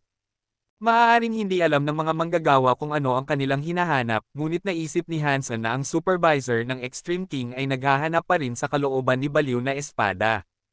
Isang nakakatakot na tao. Ang kanyang kalooban na lang ang natira, ngunit kahit na gayon, ang muling paglitaw nito ay nagdulot ng napakaraming kaguluhan. Maaari akong mamatay na masaya kung ako ay ganoon ka-impluwensya. Bumantong hininga si Hansen matapos palayasin ang ilang opisyal. Hindi naglakbay si Hansen kahit saan. Itinuon niya ang kanyang sarili sa pagpapaangat ng kanyang Dangshan Sutra. Gusto niyang maabot iyon sa King Class sa lalong madaling panahon. Bagaman ang Jade Esken at ang Blood Pulse Sutra ay mas madaling i-level up para sa kanya, gusto pa rin ni Hansen na ma-level up muna ang Dangshan Sutra. Nadama ni Hansen na malapit na ang krisis, at ang Dangshan Sutra ang kasanayang pinakapamilyar niya. Isang bagay na maaari niyang pagkatiwalaan. Ang kapangyarihan ng Dangshan Sutra ay hindi mapapalitan. Walang ibang Geno Art ang makakatugma sa kakayahan nitong umatake. Sa isang maayos na labanan, maaaring makipaglaban si Hansen ng walang Jade Esken at Blood Pulse Sutra, at maging ang The Story of Genes. Ang paggawa nito ay hindi gaanong nakakaapekto sa lakas ni Hansen sa pakikipaglaban. Ngunit kung wala ang Dangshan Sutra, ang lakas ni Hansen sa pakikipaglaban ay kapansin-pansing nabawasan. Ang tatlong iba pang Geno Arts ay sapat na kalakas, ngunit ang Dangshan Sutra ang pinakatugma sa kung sino si Hansen bilang isang tao. Tugma ito sa kanyang personalidad. Iyon ang pangunahing dahilan kung bakit palaging bumabalik si Hansen sa Dangshan Sutra. Komportable lang ito. Isang krisis ang nagbabadya, at nangako rin siyang tutulong kay Ningyu. Kailangan niyang makakuha ng higit na kapangyarihan, at kailangan niyang gawin iyon ng mabilis. Ang pinakatuwirang paraan upang makamit ito ay ang dalhin ang Dangshan Sutra sa King Class. Nagsanay si Hansen sa training room sa loob ng isang buwan, gamit ang Dangshan Sutra sa buong oras. Ang kanyang buong katawan ay parang bahagi ng isang makina. Oo, isang makina. Mula sa pananaw ni Hansen, ang Dangshan Body ay nagparamdam sa buong universo na parang isang higanting makina. Damo, kagubatan, bato, tubig, insekto, isda, lahat sila ay mga gears sa loob ng makinang ito. Ang bawat cogwheel ay may iba't ibang laki at hugis, ngunit lahat sila ay magkakasya. Lahat sila ay magkakaugnay. Kapag umikot ang isang cog, umiikot din ang cog sa tabi nito. At ang bagong umiikot ay magpapaikot sa susunod na cog, at iba pa. Si Hansen ay isang piraso lamang sa gitna ng isang hindi maisip na malawak na makina. Ngunit gamit ang kapangyarihan ng Dangshan Sutra, si Hansen ay may mas malawak na pananaw sa mga cogs at kung paano ang bawat isa ay may kaugnayan sa iba. Ang paggamit ng Geno Art ay nakakagulat. Ang dalawang bagay sa totoong mundo ay maaaring walang nakikitang koneksyon, ngunit nakikita ni Hansen ang kapangyarihan na inililipat sa pagitan nila. Ang tanging hindi alam ni Hansen ay kung paano niya maaapektuhan ang mga relasyon na iyon. Naunawaan ni Hansen na kung babaguhin niya ang pagpapalitan ng kapangyarihan ng mga cogs, kakailanganin niya ang mga kapangyarihan ng King Area. Ang bawat King Area ay nakakaapekto sa paraan ng pag-ikot ng mga cogs. Ang isang King Area ay maaaring mapabilis o pabagalin ang mga ito, o kahit na paikutin ng Powerong. Lahat ng mga patakaran ng mga kalapit na cogwheels ay naapektuhan, na lumilikha ng mga espesyal na bulsa ng lugar. Sinusubukan ni Hansen na itulak ang kanyang sariling cogwheel at baguhin ang paraan ng pag-ikot nito, ngunit hindi niya ito nagawa. Hindi niya maaapektuhan ang mekanismo na kumokontrol sa buong universo, at sa gayon ay lumikha ng isang bagong King Area. Kabanata 2387. Nabigo na naman ako. Namutla si Hansen. Mahinang umugong ang kanyang kapangyarihan, at ang kanyang lakas buhay ay nasa napakababang antas. Ginamit ni Hansen ang lahat ng kapangyarihan ng Dangshan Sutra na kaya niya. Ginamit niya ang lahat ng kanyang enerhiya sa pagtatangka na itulak ang cogwheel at igalaw ito para mabuksan niya ang area nito at umakyat sa King Class. Ang pagpapagalaw sa cog ay hindi dapat maging ganito kahirap. Maraming dogs na mas mahina kay Hansen ang nakarating sa King Class nang walang problema. Ang fitness at kapangyarihan ni Hansen ay nagpapahintulot sa kanyang makipaglaban sa karamihan ng mga King Class Elite, ngunit nang gamitin ni Hansen ang kanyang Dangshan Sutra, ang kanyang sariling Self-Universe Cogwheel ay hindi gumalaw. Naisip ni Hansen ang mga posibleng dahilan kung bakit maaaring mangyari iyon. Ang King Area ay nangangailangan ng sarili nitong Universe Cogwheel upang umikot sa loob ng Universal Machine. Ayon sa teorya, kung sapat na ang kanyang lakas, maaari niyang igalaw ang kanyang sariling cogwheel upang ilipat ang lahat ng mga cogwheels na konektado. Malakas si Hansen. Siya ay malamang na ang nag-iisa sa kanyang uri bilang isang duke. Kaya, ang kanyang Self-Universe Cogwheel ay mas malaki kaysa sa anumang ibang duke. Ang ibang mga dokes ay may mga Self-Universe Cogwheel na maaaring konektado lamang sa isa o dalawang cogwheels, ngunit ang Self-Universe Cogwheel ni Hansen ay maaaring konektado sa daan-daan o kahit libu-libong Universal Cogwheels. Habang mas marami siyang koneksyon, mas mahirap itong igalaw. Maliwanag, ang kapangyarihan ni Hansen ay hindi sapat upang itulak ang lahat ng mga cogs ng sabay-sabay. Iyon ang dahilan kung bakit napakahirap para sa kanya na umakyat sa King Class. Nagpasya si Hansen na isuko ang kanyang Dangshan Sutra at gawing King Class ang kanyang Jad-eskan, ngunit agad niyang napansin na ang Self-Universe Cogwheel na ito ay masyadong malakas din. Konektado ito sa napakaraming Universal Cogwheels. Kaya, ang pag-level up ng Jad-eskan sa King Class ay magiging kasing hirap ng pag-akyat gamit ang Dangshan Sutra. Ang pinaka-nakakatakot na bagay, gayunpaman, ay ang Dangshan Sutra ay nakakakita sa mga Universal Cogwheels. Nang gamitin ni Hansen ang Jad-eskan, ang mga cogwheels ay mukhang malabo at hindi malinaw. Hindi niya talaga sila nakikita, na talagang nagpahirap sa mga bagay. Ang Dangshan Sutra. Ang Dangshan Sutra ay may pinakamataas na posibilidad na hayaan akong paikutin ang aking cogwheel. Kapag umakyat na ako gamit ang Dangshan Sutra, magiging mas madali ito sa Jad-eskan. Ngunit paano ko itutulak ang Dangshan Sutra para maigalaw ang mga cogwheels? Naisip ito ni Hansen ng matagal, ngunit walang ideya ang pumapasok sa kanya. Mukhang imposible. Ang pagiging masyadong malakas ay naging isang malubhang problema. Dahil ang kanyang katawan ay nakatali sa 4 na Geno Arts, ang pag-abot lamang sa King Class ng isa sa mga Geno Arts ay hindi sapat upang itulak ang kanyang Self-Universe Cogwheel.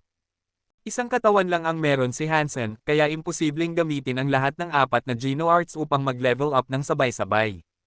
Isang nakakatakot na pag-iisip, ngunit kahit na ang tunggalian ng kanyang kapangyarihan at blood pulse ay sapat na upang puksain ang kanyang katawan.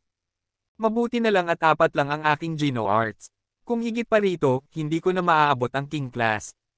Kahit ang mga banal na gamot ay hindi magagawang igalaw ang aking Self-Universe Cogwheel. Sinubukan ni Hansen na aliwin ang sarili. Ang paggamit ng aking sariling kapangyarihan ay hindi kailanman gagana. Kailangan kong gumamit ng isang uri ng panlabas na kapangyarihan. Ngunit kung mag-level up ako sa King Class gamit ang isang panlabas na kapangyarihan, ang isang aksidente o pagkawala ng kontrol ay maaaring magdulot ng isang bagay na mas masama kaysa sa pagkabigo. Ang aking buong katawan ay masisira.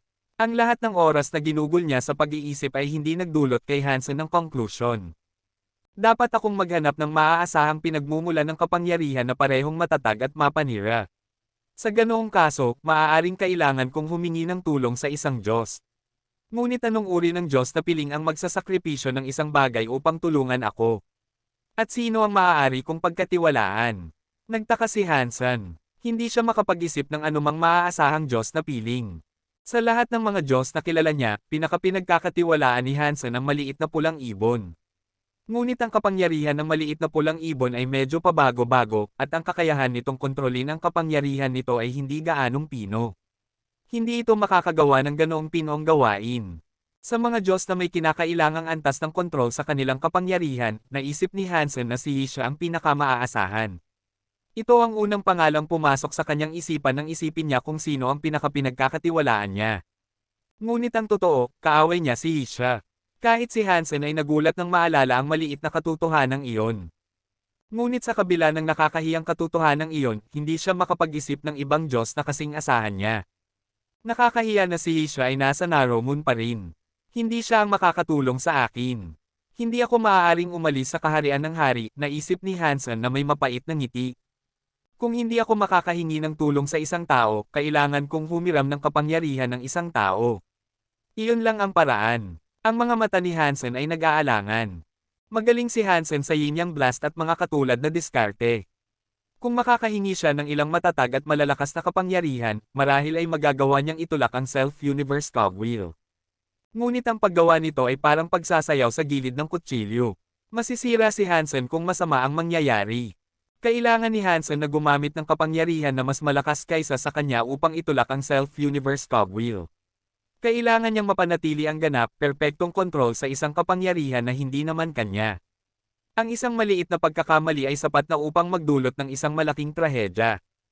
Ang sakit ng ulo. Naisip ni Hansen, hinihimas ang kanyang mga templo. Gayunpaman, hindi pa rin siya nakakaisip ng solusyon sa kanyang mga problema.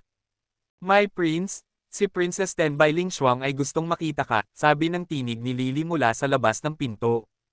Bakit siya nandito? Sumimangot si Hansen. Dahil hinahanap ng Extreme King ang maraming planeta para sa mga bakas ni baliw na espada, hindi kinuha ni Hansen ang 50 King Class Synergenic Genes na utang sa kanya ni Bai Ling Xuang. Walang saysay ang pagkuha ng atensyon sa kanilang maliit na kasunduan. Hindi niya inaasahan na dadalaw ito sa kanya. Nang pumasok si Hansen sa sala, nakita niya si Bai Ling Xuang doon na umiinom ng tsaa. Mukhang relax na relax ito. Princess Ten, bakit ka naglaan ng oras para dalawin ako? Tanong ni Hansen nang walang pakialam, umupo sa upuan sa tabi ni Bai Ling Xuang. Dahil sa kasunduan na ginawa natin. Dinalhan kita ng mga bagay na pinag-usapan natin. Itinaas ni Bai Ling Xuang ang kanyang kamay, at ang dalawang katulong sa likuran niya ay nagbigay kay Hansen ng isang napakalaking kahon. Kuya 16, maaari mo itong bilangin kung gusto mo, ngunit may 50 King Class Synergenic Genes. Wala nang higit pa at wala nang kulang, sabi ni Bai Ling Xuang na may ngiti. Ate 10, dapat sinabi mo na lang sa akin. Pupunta na lang sana ako at kukunin ko. Hindi mo kailangang pumunta pa rito para ihatid ito ng personal. Tumawa si Hansen at binuksan ang kahon. Binilang niya ang 50 King Class Synergenic Genes. Nandito ako dahil mayroon akong isa pang malaking proposisyon para sa iyo, kuya. Kumaway si Bai Ling Xuang at nagsiyalisa ng lahat ng mga katulong. Nang makita niya ang kilos ni Bai Ling Xuang, lumingon si Hansen at sinenyasan na umalis din si Lily. Nagsiyalisa ng mga tao sa bulwagan, at silang dalawa na lang ang naiwan na nakaupo sa silid. Mayroon akong maaasahang pinagmulan na nagkumpirma na ang mga pagsusulit ay hindi magpapatuloy ngayong taon. Gagawin nila ang pagraranggol ng Rothbone Mountain. Kuya 16, ikaw ang maaaring maging numero 1. Bilang karagdagan sa kayamanan ng Diyos na Synergenic, bibigyan ka ng pahintulot na makapasok sa Destiny's Tower ng minsan. Plano mo bang ibenta ang iyong tiket sa pagpasok? Tanong ni Bai Ling Xuang, ang kanyang magagandang mata ay nakatitig ng diretso kay Hansen. Talaga, masayang tanong ni Hansen. Ang pagtanggap ng pahintulot na makapasok sa Destiny's Tower ay magiging mahusay. Kabanata 2388. Hindi interesado si Hansen na ibenta ang kanyang tiket upang makapasok sa Destiny's Tower, na lubos na ikinadismaya ni Bai Ling Shuang. Sa kabutihang palad, hindi na nito pinilit pa ang paksa. Makalipas ang 2 araw, may dumating mula sa palasyo upang bigyan si Hansen ng kanyang mga gantimpala sa pagsusulit. Ngunit medyo iba ang gantimpala kaysa sa hinulaan ni Bai Ling Shuang. Natanggap ni Hansen ang pass na magbibigay sa kanya ng pahintulot na makapasok sa Destiny's Tower, ngunit hindi siya binigyan ng kayamanan ng Diyos na binanggit ni Bai Ling Shuang. Matapos isaalang-alang ni Hansen ang isyu sa loob ng isang sandali, naisip niya na naunawaan niya na. Marahil ay nagdududa pa rin si Haring Bai, kaya pinigilan niya ang kayamanan ng Diyos na karaniwang ibinibigay sa sinumang nanalo. Ang pagbibigay ng pahintulot na makapasok sa Destiny's Tower ay isang malaking gantimpala pa rin. Excited akong makita kung ang Destiny's Tower na iyon ay pareho o iba sa akin. Matagal nang mausisa si Hansen tungkol sa Destiny's Tower ng Extreme King mula nang malaman niya na mayroon ito. Matapos niyang palayasin ang mga opisyal, isinilid ni Hansen ang pass sa kanyang bulsa at pumunta upang bisitahin ang Destiny's Tower. Hindi siya personal na nagmamadali, ngunit natatakot siyang malaman ni Fox Queen na binigyan siya ng pass. Mabilis siyang mahahanap nito, at hihilingin nito sa kanya na magnakaw ng isang bagay mula sa tore, walang duda. Masyadong mapanganib iyon. Matapos pumunta sa Destiny's Tower, naunawaan ni Hansen kung bakit napakahirap na makakuha ng pahintulot na pumunta roon. Ayaw ng Extreme King na maraming tao ang matuto ng mga sikreto sa loob ng Destiny's Tower, para sa isa. Ngunit may isa pang dahilan. Ang pagbubukas ng Destiny's Tower ay nangangailangan ng lakas ng 4 na Diyos na piling. Lahat ng 4 ay kailangang pagsamahin ang kanilang lakas upang mabuksan ang pinto ng sapat para makapadaan ang isang tao. Sa tuwing bubuksan ang Destiny's Tower, ang 4 na Diyos ay mauubusan ng lakas.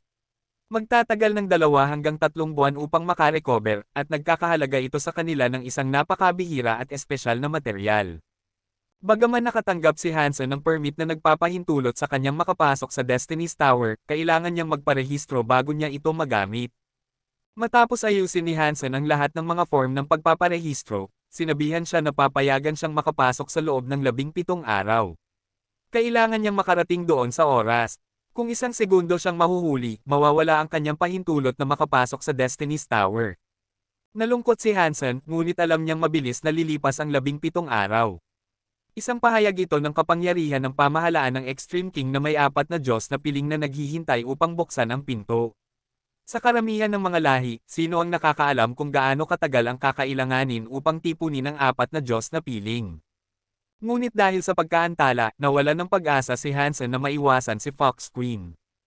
Sa sandaling umuwi siya, nakita niya ang malandi na Fox Queen na nakahiga sa kanyang kama. Ang kanyang mga mata ay parang mga buwan habang nakangiti ito kay Hansen. Mahal kong kapatid, nagparehistro ka na ba para makapasok sa Destiny's Tower? Tapos na. Ibinagsak ni Hansen ang kanyang mga balikat at umupo sa isang upuan. Tumayo si Fox Queen at lumapit kay Hansen. Ikinulong niya ang kanyang mga bisig sa paligid ni Hansen mula sa likuran at hinayaan ang kanyang mga daliri na gumuhit ng mga bilog sa dibdib ni Hansen. Nakaramdam si Hansen ng isang malambot na bagay na dumampi sa kanyang likuran. Ang kanyang magandang mukha ay dumampi sa kanya, at ang kanyang pulang labi ay lumapit sa kanyang tainga at bamulong, tulungan mo akong magpuslit ng kayamanan ng Fox mula sa Destiny's Tower, at gagamutin kita ng mabuti. Hindi naman sa ayaw kong tumulong, natatakot lang ako na kung gagawin ko, hindi ko na muling magkakataong makausap ka pa, sabi ni Hansen. Tumawa si Fox Queen. Hinailan nito ang pisngi ni Hansen pababa sa kanyang dibdib at sinabi, bakit ko hahayaang mamatay ka? May paraan ako kung saan maaari mong nakawin ang bagay, at walang ibang makakaalam. Walang pagdududa ang itatapon sa iyo. Pagkatapos noon, matutulungan kitang umalis sa Extreme King. Pagkatapos, ang lahi ng Fox ay lubos na magkakautang sa iyo. Kung gusto mo, maaari kang bumalik sa mga Fox kasama ko. Pagkatapos ng lahat, marami kaming magagandang babae para sa iyo upang gugulin ang iyong oras. Huwag! Napakasama ng swerte ko, walang paraan na magiging maswerte ako upang mapunta sa sitwasyong iyon. Bakit hindi mo sabihin sa akin ang tungkol sa bagay na ito ng Fox sa Destiny's Tower? Ano ang plano para magnakaw nito? Sabi ni Hansen. Mukhang malungkot si Fox Queen. Lumipat ito sa paligid ng upuan at umupo sa kondanggen ni Hansen. Sa mandal sa leeg ni Hansen, bumantong hininga ito. Masyado akong natrap sa loob ng Ghostbone Palace. Matapos akong makalabas, napagtanto ko na ang universo ngayon ay ibang-iba sa universo na dating kilala ko. Ang Extreme King ay dating mga alipin ng Sacred Leader, ngunit ngayon ay naging isa na sila sa pinakamataas na lahi. Habang ang mga Fox ay hindi nahulog, ang aming kayamanan ay kinuha ng Extreme King. Dahil doon, ang aking mga tao ay hindi nakapagtagumpay at naging Diyos. Kailangan naming gamitin ang aming kagandahan para lamang mabuhay. Matapos mag-post, nagpatuloy si Fox Queen sa pagsasabi, nagtitipon ako ng impormasyon mula nang umalis ako sa Ghostbone Palace, at nalaman ko na si Haring Bao ang kumuha ng aming kayamanan. Inilagay niya ito sa loob ng Destiny's Tower. Hindi ako makakapasok doon, kaya kinailangan kong pumunta rito at hilingin sa iyo na kunin ito para sa akin. Mukhang napakaawa ni Fox Queen, at ang kanyang malungkot na ekspresyon ay sapat na upang magpagawa sa karamihan ng mga tao na tulungan siya. Alam ni Hansen na si Fox Queen ay mas malakas kaysa sa kanya, ngunit nakaramdam pa rin siya ng pagkakasala. Ano ang kayamanang ito ng mga Fox? Bakit ito itatago ni Haring Bao sa loob ng Destiny's Tower? Nag-atubili si Fox Queen, ngunit sa huli ay sinabi, ang kayamanan ay tinatawag na 9-spin Destiny Mirror. Ito ay isang eksklusibong kayamanan ng Diyos ng Fox. Kapag ang isang Fox ay naging King Class, kailangan nila ang 9-spin Destiny Mirror upang muling ipanganak ng 9 na beses. Pagkatapos ay maaari silang maging Diyos. Matapos mawala ang 9-spin Destiny Mirror, wala ni isa sa mga Fox ang nakapagiging Diyos. Para sa isang mataas na lahi, ito ay napakasama. Sana ay maintindihan mo ang aming kalagayan. At tungkol sa kung bakit inilagay ni Haring Bao ang 9-spin Destiny Mirror sa Destiny's Tower, wala akong ideya. Karaniwan, bukod sa mga Fox, walang makakagamit sa salamin. Sumimangot si Hansen. Tinanong niya si Fox Queen, na nasa kanyang mga bisig, paano ko makukuha ang 9-spin Destiny Mirror mula sa tore. Kumurap si Fox Queen at sinabi, magagamit ko ang isang diskarte ng Fox sa iyo. Pagkatapos, pansamantalang magkakaroon ka ng mga kapangyarihan ng isang Fox. Kapag nakita mo ang 9-spin Destiny Mirror, kung hindi ito nakatali, hindi mo na kailangang gumalaw. Lulutang ito sa iyo. Pagkatapos, maaari mo itong itago sa iyong katawan at dalhin ito ng hindi nakikita. Hindi ito mahihirapan. Tumanggaw si Hansen at sinabi, kung totoo iyon, maaari kong subukan ito. Ngunit maaari ko lang ipangako sa iyo na susubukan ko. Hindi ko kayang ipangako sa iyo na magtatagumpay ako. Agad nang ngumiti si Fox Queen. Itinaas nito ang baba ni Hansen at hinalikan ang kanyang pisngi. Sinabi nito, mabuting kapatid. Gumagawa ka ng isang malaking serbisyo sa akin kahit na ang gagawin mo lang ay subukan. Ang buong lahi ng Fox ay magbibigay sa iyo ng mataas na paggalang. Kung may kailangan ka man, ang mga Fox at ako ay bibigyan ka ng lahat ng tulong na kailangan mo. Okay lang, ate. Kung kaya ko talagang gawin ito, tutulungan kita dahil sa pagkakaibigan natin. Parang sumasang-ayon si Hansen, ngunit sa loob, ibang-iba ang iniisip niya. Okay, hindi na ako magsasabi pa ng mga cheesy phrases na iyon. Magmadali na tayo. Ilalagay ko na sa iyo ang diskarte ng Fox. Magbibigay ito sa iyo ng mga kapangyarihan ng Fox sa loob ng ilang sandali. Pagkatapos noon, tumayo ng tuwid si Fox Queen, ikinulong ang kanyang mga binti sa baywang ni Hansen. Pagkatapos, hinalikan siya nito. Kabanata 2389. Sinimulan ni Hansen na umatras upang magsalita ng isang bagay, ngunit nakita niya ang buntot ni Fox Queen na nagsimulang umindayog pabalik-balik. Ang mga after images ng buntot ay naging mga cade ng substansya, at bigla na lang parang 9 na buntot ang umiindayog sa hangin. Ang mga buntot ay dumaan kay Fox Queen at Hansen, kinulong sila sa loob nito na parang hola. Kumislap ang mga mata ni Fox Queen na pilak, at kakaibang pilak na mga simbolo ang sumulpot sa kanyang mapuputing balat. Mukhang mga tato ang mga ito, hindi sa kanyang balat kundi sa loob nito. Kasabay nito, ang kapangyarihan na umagos na parang tubig sa bukal ay dumaan sa pagitan ng mga labi ni Fox Queen at diretso sa bibig ni Hansen. Isang malamig na hangin ang dumaan sa katawan ni Hansen. Ang kanyang mga selula ay parang lubusang nalinas ng isang bukal sa bundok. Nang ang malamig na kapangyarihang iyon ay sumama sa mga selula ni Hansen, ang kanyang katawan ay dumaan sa ilang kakaibang pagbabago. Isang pabango na halos hindi niya naamoy ay umalangaw-ngaw mula sa kanyang katawan, ang bango nito ay kinikiliti ang dulo ng kanyang ilong. Binigyan na kita ng sikretong diskarte ng Fox. Ang iyong katawan ay mayroon na ngayong kapangyarihan ng 9-spin Fox. Kung susundin mo ang aking kalooban at gagamitin ang kasanayan sa 9-spin Fox perfume, pansamantalang magagamit mo ang mga kapangyarihan ng isang Fox. Ang mga labi ni Fox Queen ay nanatiling nakakapit sa mga labi ni Hansen, ngunit ang kanyang tinig ay narinig sa isipan ni Hansen. Tumanggaw si Hansen ng bahagya. Sinusunod ang kalooban ni Fox Queen, hinayaan niyang dumaan sa kanya ang kapangyarihan. Nagpadala si Fox Queen ng mas marami at mas maraming kapangyarihan sa katawan ni Hansen. Nakuha ni Hansen ang kapangyarihan na tumatakbo at nagsimulang lumakas ito. Ang pabango ay lalong lumalakas. Para bang lumalangoy si Hansen sa isang dagat ng mga bulaklak. Di nagtagal, ang pabango sa katawan ni Hansen ay naging mas magaan hanggang sa mawala at hindi na niya ito naamoy. Makalipas ang 1 minuto, bumalik ang pabango. Ang amoy ay paulit-ulit na nagiging malakas at magaan, at ginawa nito ng 9 na beses. Ang kapangyarihan ni Fox Queen sa loob ni Hansen ay naging napakalakas, at ito ay sumama sa katawan ni Hansen. Isang napakagaan na pilak na simbolo ang lumitaw sa balat ni Hansen. Mukhang katulad ito ng mga simbolo kay Fox Queen, ngunit hindi ito kasing ningning ng mga iyon. Ang simbolo ni Hansen ay medyo mapurol kung ikukumpara. Nang makita ang pilak na simbolo ng bulaklak na lumitaw kay Hansen, nakaramdam si Fox Queen ng hindi kapani-paniwalang kaligayahan.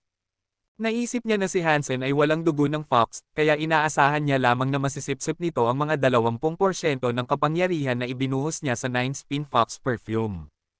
Ngunit sa ilang kadahilanan, nagawa ni Hansen na masipsip ang bawat onsa ng enerhiya ng 9-spin fox perfume na ipinadala niya sa kanya. Dahil dito, ang marka ng fox ay lumitaw sa kanyang balat. Nagulat si Fox Queen, to say the least. Kakaiba, may dugo ba ng fox ang kanyang katawan o ano? Paano niya kaya nasusuportahan ang isang simbolo ng fox? Nalilito si Fox Queen. Ngunit pagkaraan ng 1 segundo o higit pa, nagdesisyon si Fox Queen. Orihinal niyang balak na ihinto ang kasanayan dito, ngunit sa halip, pinatakbo niya ito. Ang mga pilak na marka sa balat ni Fox Queen ay patuloy na lumalaki. Ang mga simbolo ay dahan-dahang nagkakaugnay sa isa't isa, bumubuo ng 9 na buntot na pilak na fox sa kanyang likuran. Ang simbolong iyon ay napakakaiba. Para itong isang buhay na fox na nakahiga sa mapuputing balat ni Fox Queen. Mayroon itong maliliit na pilak na mata, at nakatingin ito ng diretso kay Hansen. Habang mas maraming kapangyarihan ang ibinibigay ni Fox Queen kay Hansen, mas nagiging maliwanag ang kanyang pilak na disenyo. Ang mga pilak na simbolo ay patuloy na kumikislap, at tulad ng kay Fox Queen, nagsimulang magkakaugnay ang mga ito. Di nagtagal, nagsimula silang maging katulad ng 9 na buntot na fox na kumikinang na parang pinakintab na pilak. Pakiramdam ni Hansen na parang ang lahat ng enerhiya sa loob niya ay mabilis na dumadaloy sa kanyang katawan. Pakiramdam niya ay parang isang ligaw na kabayo na walang gapos. Ang mga bagay ay nawawala sa kanyang kontrol. Fox Queen? Tumigil. Hindi ko na kaya. Nakipag-usap si Hansen kay Fox Queen sa pamamagitan ng kanyang kalooban. Binaliwala siya ni Fox Queen. Ang kanyang mga bisig ay nakapulupot sa leeg ni Hansen at ang kanyang mga binti ay humigpit sa kanyang baywang. Hahalikan pa rin nila habang ang mga pilak na cade ng substansya ay tumutusok ng malalim sa katawan ni Hansen. Fox Queen. Ano ang ginagawa mo? Pagrereklamo ni Hansen gamit ang kanyang kalooban. Tumigas ang kanyang mukha habang nagpupumiglas siya laban dito, ngunit ang kapangyarihan ni Fox Queen ay nakakapigil sa kanya. Sa wakas ay sumagot si Fox Queen. Ngumiti ito. Hindi nito iginalaw ang mga labi nito, ngunit ang tinig nito ay narinig sa mga tainga ni Hansen. Hindi ko naisip na ang katawan mo ay may ganoong pambihirang talento. Magagawa mong likhain ang mga marka ng fox. Ginamit ko na ang lahat ng aking 9-spin fox perfume upang tulungan ka, para ang iyong katawan ay natural na maging isang 9-spin fox body. Magiging mahusay ito para sa iyo, at magpapahintulot ito sa iyo na kontrolin ang 9-spin destiny mirror ng mas madali. Fox Queen, sa tingin mo ba ay 3 taong gulang ako? Ungol ni Hansen sa pamamagitan ng kanyang kalooban. Lalong lumawak ang ngiti ni Fox Queen. Mahal kong kapatid, bakit hindi mo nalang gawin ang sinasabi ko? Hindi kita pagmamalupitan. Habang ang mga salita ni Fox Queen ay umalangaw-ngaw sa isipan ni Hansen, isang pilak na cade ng substansya ang lumutang sa bibig ni Hansen. Ang kapangyarihan ng 9-spin fox ni Hansen ay lalong lumalakas. Halos mawala na sa kontrol ni Hansen ang kapangyarihan. Sinusunod nito ang kalooban ni Fox Queen, gumagala sa loob ng kanyang katawan. Ang 9 na buntot na pilak na simbolo ng fox sa balat ni Hansen ay lumiwanag, at mukhang mabubuhay na ito. Ngayon ay sigurado na si Hansen na hindi sinusubukan ni Fox Queen na bigyan siya ng isang diskarte, sinusubukan nitong kontrolin ang kanyang katawan. Siyempre, hindi aaminin iyon ni Fox Queen. Binaliwala nito ang mga pagtatangka ni Hansen na makipagtalo sa kanya habang patuloy nitong ibinubuhos ang kapangyarihan nito sa loob niya. Tulad ng paniniwala ni Hansen, sinusubukan ni Fox Queen na gawing 9-spin Fox clone ang katawan ni Hansen. Kung gagawin niya iyon, makokontrol niya ng lubusan si Hansen. Hindi nakakailanganin ang mapanganib na pakikipagtulungan. Maaari niyang iwasan ang problema sa pamamagitan ng direktang pagkontrol sa kanya. Ang ideyang ito ay bigla na lang pumasok sa kanyang isipan. Hindi niya inaasahan na ang katawan ni Hansen ay makakalikha ng isang simbolo ng Fox. Ang sinabi niya, sa simula, ay hindi lahat kasinungalingan. Naunawaan ni Hansen si Fox Queen, at hindi niya talaga ito pinagkakatiwalaan. Ngunit hindi mahalaga kung nagsasabi ito ng totoo o hindi, may sariling plano siya. Kung si Fox Queen ay naging tapat lamang at binigyan si Hansen ng isang bagong kakayahan gaya ng ipinangako nito, siya ay madidismaya. Kung ginawa niya iyon, hindi niya bibigyan si Hansen ng sapat na kapangyarihan upang matupad ang kanyang plano. Gusto ni Hansen na gamitin ang kapangyarihan ni Fox Queen upang itulak ang kanyang self-universe cogwheel. Sa ganoong paraan, maaari siyang umakyat sa King Class. Isang malaking panganib ito, ngunit kung ikukumpara sa pagtatangkang supilan ng kapangyarihan ng ibang tao sa gitna ng isang labanan, ito ay mas madali. Ang kapangyarihang tinawag para sa pakikipaglaban ay magiging mas mapanira. Ang paggabay nito sa kanyang katawan nang hindi sinisira ang kanyang sarili ay hindi madali. Ang pagkontrol dito ng may sapat na katumpakan upang igalaw ang self-universe cogwheel ay mas mahirap pa. Ngunit ngayon, ipinapadala ni Fox Queen ang kanyang kapangyarihan ng diretso sa katawan ni Hansen, at ang kapangyarihan ay hindi nilayong saktan siya. Iyon ay nakatipid sa kanya ng napakaraming problema. Alam ni Hansen na ito ang pinakamagandang pagkakataon na makukuha niya upang humiram ng kapangyarihan ng Diyos. Nang madama ni Hansen na ang kinakailangang halaga ng enerhiya ay naipon na sa loob niya, hindi siya nag-atubili. Ginamit niya ang kanyang Dangshan Sutra. Gusto niyang gamitin ang kapangyarihang iyon upang itulak ang kanyang self-universe cogwheel. Naramdaman ni Fox Queen na may biglang nagbago sa loob ng katawan ni Hansen. Napagtanto nito kung ano ang sinusubukan ni Hansen, at tumawa ito ng malalim sa kanyang lalamunan. Ang katawa-tawa. Ang iyong mahina na mga kapangyarihan ay hindi maaaring mag-divert ng mga kapangyarihan na tulad ng akin. Kabanata 2370. Hindi nagsalita si Hansen. Itinuon niya ang kanyang pansin sa kanyang Dangshan Sutra gamit ang lakas nito upang gabayan ang daloy ng kapangyarihan na dumadaloy sa kanya. Sinubukan niyang idirekta ito patungo sa kanyang self-universe cogwheel. Bagaman bihasa si Hansen sa mga diskarte ng Yin Yang Blast at Yin Yang Change, napakaraming kapangyarihan ang ibinibigay ni Fox Queen sa kanya kaya nahihirapan siyang gabayan ang napakalaking dami. Ang siyam na buntot na pilak na marka ng Fox ay tinakpan ang katawan ni Hansen na parang anino ng isang demonyo. Ang kakaibang amoy na parang pabango ay lalong lumalakas, at halos parang nagiging solid at nasa salat na ito. Walang saysay. Ang iyong kapangyarihan bilang isang duke ay may limitasyon. Walang ibang duke ang makakatugma sa iyong lakas, at kahit na ang una o pangalawang baitang na mga hari ay hindi umaasa na mapapantayan ka. Ngunit kung ikukumpara sa akin, masyadong mahina ka. Talaga bang naniniwala kang magagamit mo ang aking kapangyarihan para sa iyong sariling kapakinabangan? Nagbibiro ka siguro. Ang tinig ni Fox Queen ay bumulong sa isipan ni Hansen. Ang katawan ni Fox Queen ay mahigpit na yakap kay Hansen, at ang kanyang mga labi ay nakadampi sa kanya habang ibinubuhos nito ang mga kapangyarihan ng 9-spin Fox sa kanya.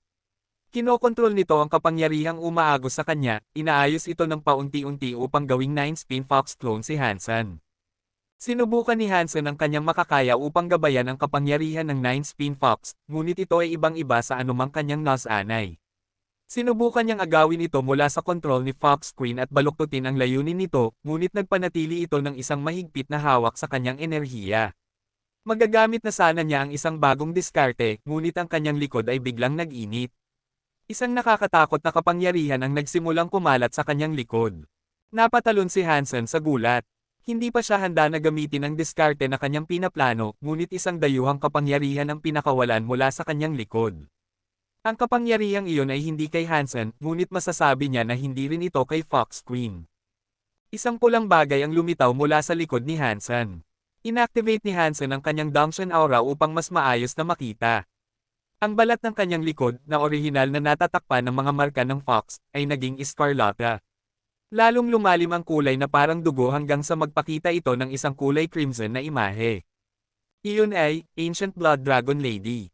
Nagulat si Hansen. Ang pulang simbolo sa likod ni Hansen ay mukhang isang babae na may itaas na katawan ng isang tao at ibabang katawan ng isang gumagapang na ahas.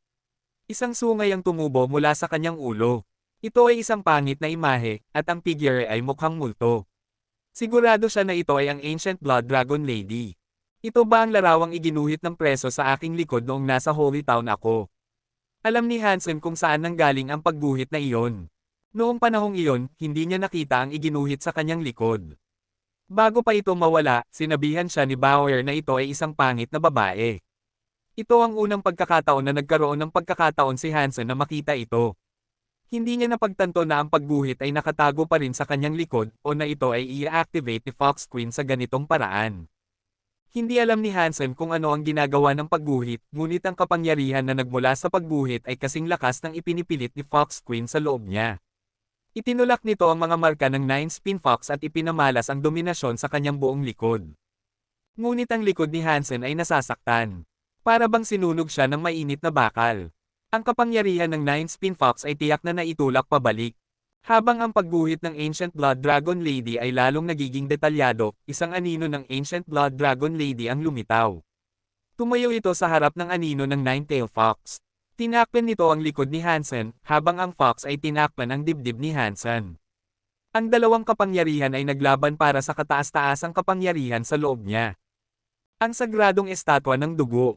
Bakit mo hawak ang sagradong estatwa ng dugo? Sigaw ni Fox Queen. Mukhang natatakot ito. Nagpupumiglas itong palayain ang sarili mula sa katawan ni Hansen, ngunit ngayon, mayroong isang bagay na humihila dito. Hindi ito makagalaw, at ang kapangyarihan nito ay walang kontrol na umaagos sa katawan ni Hansen.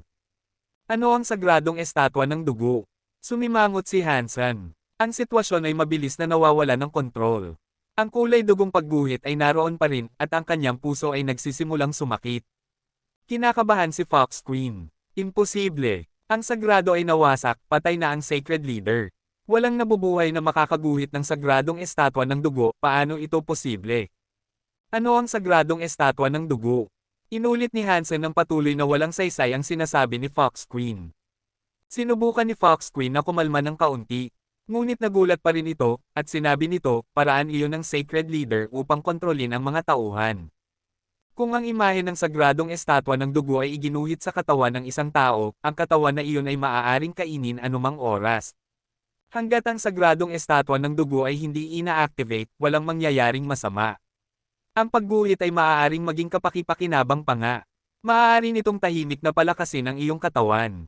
Ngunit ang sagradong estatwa ng dugo ay na-activate na, kaya magsisimula itong ubusin ang kapangyarihan at laman ng host nito hanggang sa tuluyan na itong kainin. Bakit mo hawak ang sagradong estatwa ng dugo? At ito ba ay isang pagguhit ng dugo ng Ancient Blood Dragon Lady? Bakit hindi mo sinabi sa akin ng mas maaga? Halos mapatay mo ako. Kinagat ni Fox Queen ang kanyang mga ngipin at tinawag ang kanyang sariling kapangyarihan. Gusto nitong gamitin ang kapangyarihan nito upang hilahin ang sarili nito mula sa katawan ni Hansen, ngunit sa ilalim ng impluwensya ng sagradong estatwa ng dugo, ang mga kapangyarihan nito ay tila na magnetized. Hindi makalayo si Fox Queen, kaya ang enerhiya nito ay patuloy na umaagos sa katawan ni Hansen. Malinaw na nararamdaman ni Hansen ang sagradong estatwa ng dugo sa kanyang likod. Ginagapi nito ang kanyang kapangyarihan at laman na parang isang gutom na ghoul. Kung magpapatuloy ito, ang kanyang katawan ay maaaring kainin ng sagradong estatwa ng dugo. Ngunit ang kapangyarihan ng sagradong estatwa ng dugo ay sumama na sa katawan ni Hansen, at ang kapangyarihan nito ay nasa loob na niya. Kung susubukan ni Hansen na sirain ang sagradong estatwa ng dugo, nangangahulugan iyon na sisirain niya ang kanyang sariling katawan. Kung mangyari iyon, mamamatay siya. Putya. Ang gagong Sacred Leader na iyon ay siraulo. Anong klaseng baliw ang lumikha ng Geno Art na tulad nito? Sumumpa si Hansen. Nang mapagtanto ni Fox Queen na hindi na niya kayang umalis, pinutol niya ang kanyang koneksyon sa kapangyarihan.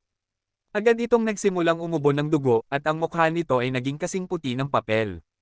Ngunit nagawa man lang nitong i-disconnecta ang sarili mula kay Hansen. Natapilok itong lumayo sa kanyang katawan. Naubos nito ang maraming kapangyarihan, at pakiramdam nito ay parang tinanggal ang isang malaking bahagi ng kanyang sariling katawan. Ang pagputol ng kanyang kapangyarihan ay nagdulot sa kanya ng malubhang sugat. Kung wala ang suporta ng kapangyarihan ni Fox Queen, ang marka ng Nine-Tailed Fox ni Hansen ay nagsimulang mawala. Mayroon na siyang mas kaunting enerhiya upang labanan ang Ancient Blood Dragon Lady ng sagradong estatwa ng dugo. Kinakain na siya. Game over? Game over? Mukhang multo si Fox Queen. Ang kanyang pagtatangka na makapasok sa Destiny's Tower ay lubos na nabigo. Kinakain si Hansen ng sagradong estatwa ng dugo at alam lamang ng Diyos kung kailan siya makakahanap ng isa pang pagkakataon upang makapasok sa Destiny's Tower. Tumingin si Fox Queen kay Hansen na may komplikadong hanay ng mga emosyon. Pagkatapos ay sinipa nito ang kanyang mga paa at umalis. Ang sagradong estatwa ng dugo ay na-activate na at si Hansen ay papunta na sa kanyang kamatayan.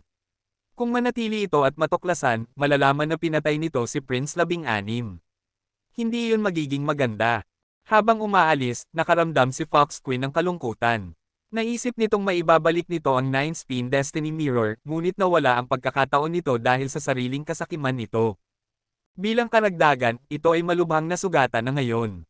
Kung wala ang tulong ng kayamanang Diyos na balak nitong nakawin, magtatagal ng hindi bababa sa 1 taon upang makarecover ito.